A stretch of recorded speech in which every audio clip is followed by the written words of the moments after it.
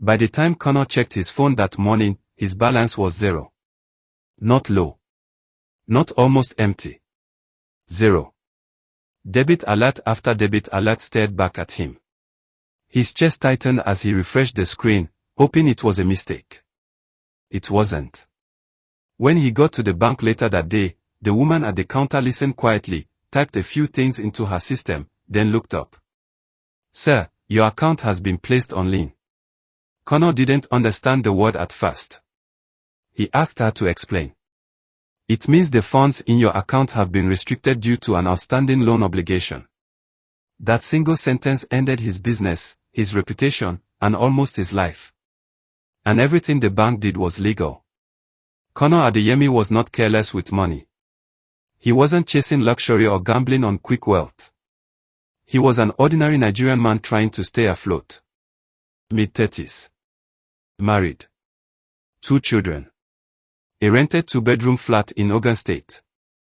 He ran a small printing and branding business. Banners, flex printing, event materials. The kind of work that didn't make headlines but kept food on the table. Some months were decent. Many months were tight. Still, Connor managed. Until the month everything collapsed at once. His daughter fell seriously ill. Not malaria. Not something that would pass in a day or two. Tests were ordered. Then more tests. Then admission. Each visit came with bills that grew heavier by the day. Around the same time, one of his biggest customers delayed payment without explanation. Another cancelled an order he had already prepared materials for. School reminders started coming in. The landlord sent a polite message that didn't feel polite at all. Connor asked friends for help. One promised to get back to him. Another stopped answering his calls. That was when the message arrived on his phone. Get instant cash up to 500,000 naira. No collateral. Low interest. Fast approval. Connor stared at the screen for a long time. He had always avoided loans. But desperation has a way of quieting caution. He clicked the link. The app looked professional. It asked for his BVN. Permission to access his contacts. Permission to read his messages. He hesitated, then accepted. He needed 200,000 naira. Just enough to stabilize things. The interest rate looked manageable. The repayment period seemed reasonable. He told himself he would pay it back quickly. Within minutes, the money dropped into his account. For the first time in weeks, Connor breathed. The first repayment date came and he paid. The second month was harder. One of his machines broke down. Another customer delayed payment again. He missed the due date by 3 days. 3 days. That was all it took. The call started immediately. Not reminders. Threats. Different numbers.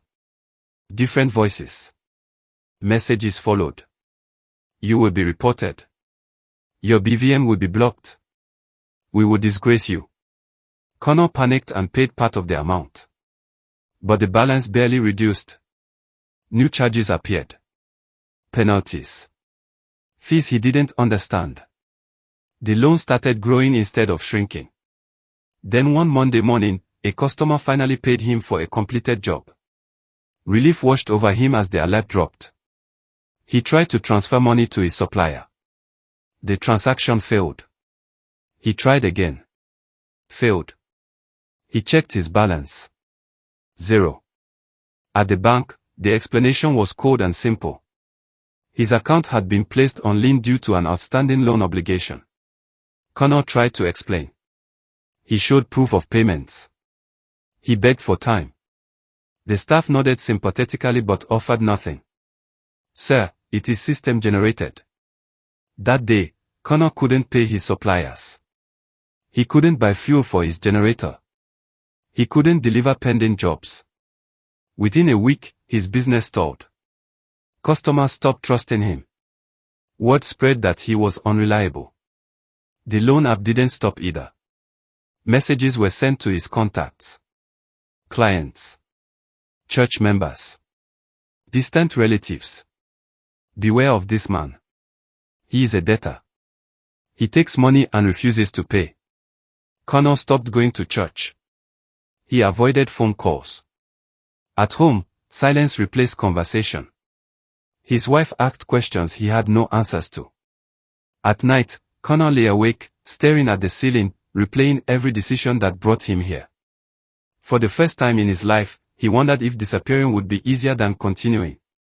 Months later, at a mechanic workshop, Connor met another man. Different face. Same story. A small loan.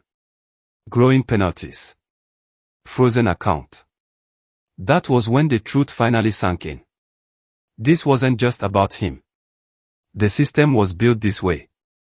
It fed on desperation. It thrived on confusion. The loan was never the real product. The penalties were. Connor eventually paid everything. Not because it was fair, but because he wanted peace. His business never fully recovered. Today, anytime his phone vibrates with an unknown number, his heart tightens. And whenever he hears the words easy loan, he looks away. So tell me, was Connor irresponsible? Or was he just another Nigerian caught in a system designed to profit from desperation?